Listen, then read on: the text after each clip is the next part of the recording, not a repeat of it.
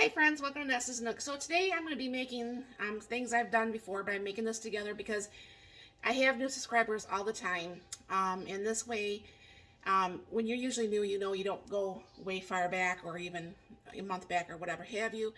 So I'm going to try again the Spanish Mexican rice, and I'm going to go ahead and make up some nachos, and the nacho meat is going to be done in the Instapot. So I'll bring it down here and put a little bit of olive oil in the bottom of the pan here and drop the lid so I get to wash it off. Alright. And I'm going to take a cup of my rice.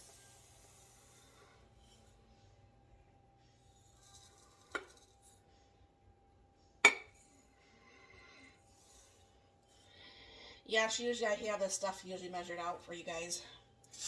And put the rice in there. Alright. And I'm going to be doing this just a little bit different than how I have in the past. So I'm going to go ahead and get that rice all coated in the olive oil. I have a little bit of fresh onions I have left. I don't want them to go bad. So I like onions in my rice anyways. So I'm going to go ahead and throw some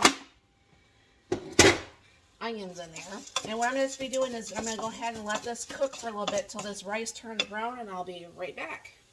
And for those who haven't watched this already, so I have put just about a little bit of water in the bottom of my Instant Pot. Alright. And then I actually make, of course it's way tucked in the back here, I make my own taco seasoning. Okay.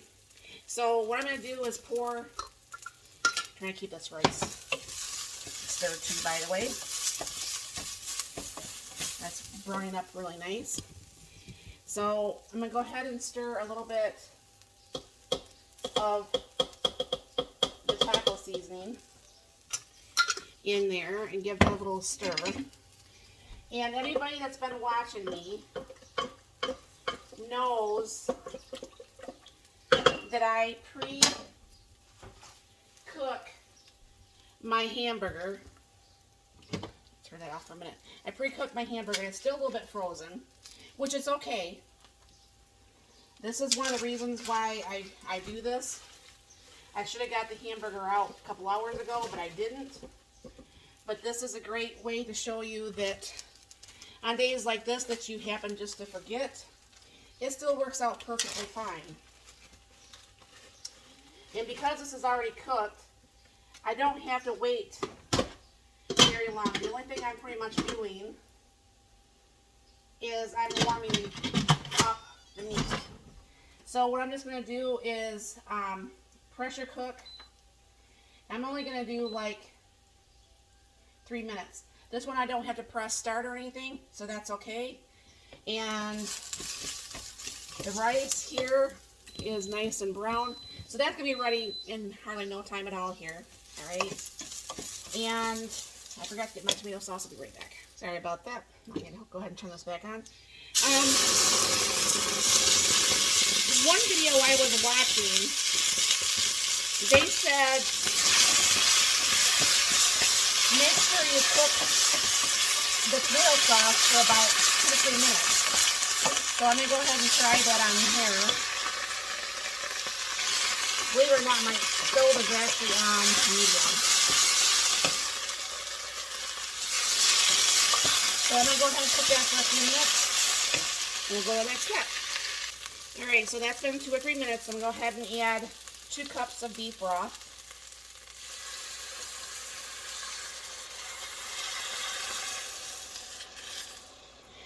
And what I'm going to be doing is I'm going to let this come up to like a soft boil, not a full raging boil, but a soft boil, and meanwhile get all the stuff that was stuck on the bottom scraped off. And I'm thinking with a regular tomato sauce that might help make that actually stay a little bit more red than what I was doing. There's a little bit of cumin. I'm going to do some garlic. Normally I do onion powder, but I don't have any up here. And yeah, I'm going to do just a little bit of paprika. Alright. It's pretty much, it's going to be to your flavor. This is not obviously the way I normally have been trying to make this. But, you know, I'm always trying to try new things. See which way I might like things a little bit better. Now let that come up to a small boil, and we'll return. Okay, so that's boiling there. So I'm going to go ahead and give this just one more stir. And then what I'm going to be doing is putting this on low. I'm going to go ahead and put this lid on. I'm going to go ahead and set the timer for 15 minutes. And by the time I get back done here, the meat should be done. And so should the rice, well, the rice, and then it's going to set there for a little bit. Okay, the timer has just went off, so I'm going to go ahead and shut that off. Now what I'm just going to do is I'm going to go ahead and, you don't take the lid off this or anything, you just let that set. You don't stir it, you don't do anything. And then I'm just going to go ahead and hit 10 more minutes, a timer, and then we'll pull the lid open and we'll get this all together.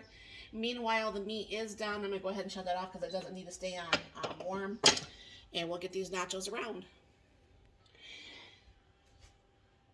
Alright, what I'm going to be doing is I have my liquid cheese here. And what this is a number 10 can of cheese. And I put hatch peppers and stuff and tomatoes and made this actually, you know that cheese. I can't remember the name of it right now. So I'm going to go ahead and put this in the pan and get this warmed up. Because I like liquid cheese better with nachos than I do regular cheese. I mean, I'll eat regular cheese. But if I have queso, that's the name of it, sorry about that. If I have queso, I'm going to use queso.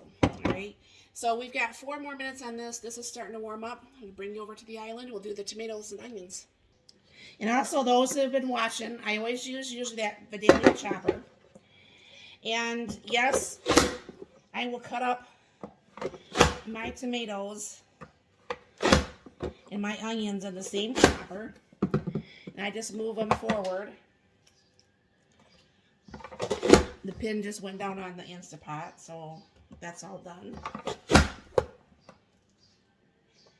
And I really like this Vidalia chopper because, I mean, to get the really small pieces, I don't like big vegetables unless I actually am eating something raw. So that took no time at all, as you can see, to do pretty much the 1 tomato and a half an onion. Alright, so the time went off, and what you always want to do is still open your lid away from you so you don't get burnt with the steam. That lid's very hot, by the way.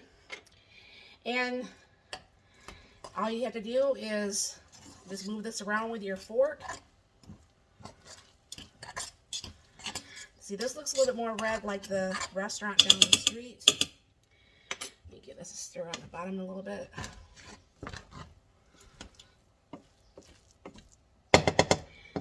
I'm going to give a little taste here. Hopefully it's good. I'm not going to hopefully burn my mouth here.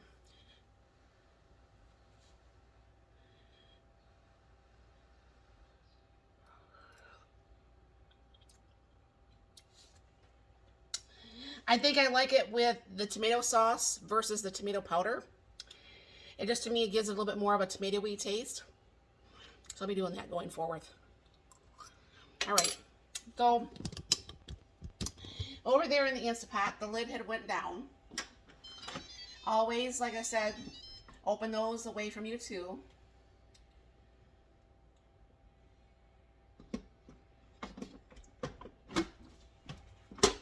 Alright. Now this is going to be needing to be stirred. Let me see if I can somewhat bring you over here without sticking everything everywhere and getting everything burnt. Okay, you can see the hamburger is all cooked, and all you have to do is break up the hamburger and stir up the meat, and the taco meat is ready. Now we just have to work on getting the cheese warmed up. And I'm wondering if I should put some beans too. So let me do that real quick and I'll be right back. Because that measuring cup has already had rice and stuff, there's no reason to dirty up another dish. So I'm going to go ahead. I have a little bit of hot water, about 3/4 cups of hot water.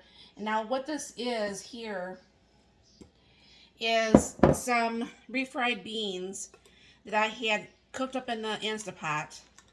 And then I put them in the freeze dryer and I freeze dried them. Now this doesn't have any spices or anything like that, so it'd be just like the pinto beans from the store. Now I have done this back when I dehydrated more, and it tastes just the same. This is probably a little bit smoother, honestly. But what you can do is still cook them up, because you have to pre-cook them. And then you put them on your dehydrator trays, and then you just you dehydrate them, and then you just mince them up. I like to put like tomatoes and onions and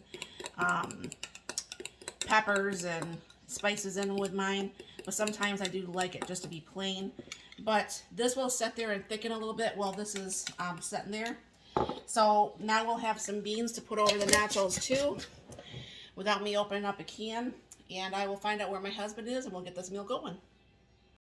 Alright friends, so I'm going to go ahead and start mine, and my husband, he's on his way home right now.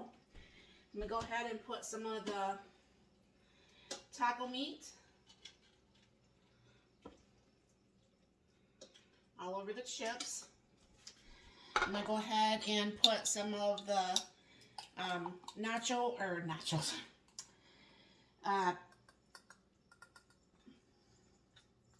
The beans. Put some of the refried beans on there. Alright. Put a little bit of the rice.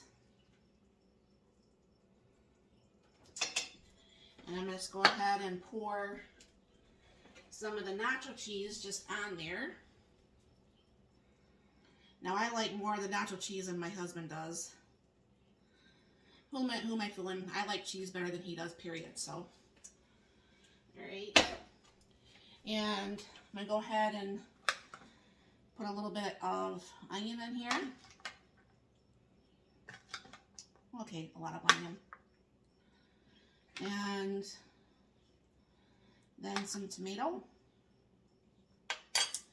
Now, I don't have any of the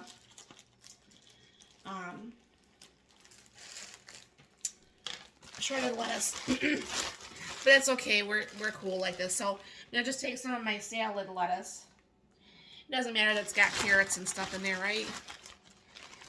All right, put that on there, and then I have a little bit of Taco Bell mild sauce because I don't do spicy. And yes, this looks kind of like a mess, but it's gonna taste amazing. And then my husband, he'll come home, he'll make up his however he wants. He usually uses the sour cream and Tabasco sauce and salsa and stuff. So I don't know for sure if you all have ever made it this way. I did, once that rice did cool off a little bit more, I did have a little small bowl of it because I was waiting for my husband to get home. And I do like it a lot better with the tomato sauce versus the tomato powder. So you can keep that in your mind there too. And I wonder how like a little bit of green pepper would be in there, and maybe even like some fresh tomatoes, you know, like just a small little bit of tomatoes that would cook down during the process. I don't know. If you've ever made it like that before, let me know. But thank you very much for stopping by. I hope you have all a very blessed and wonderful day.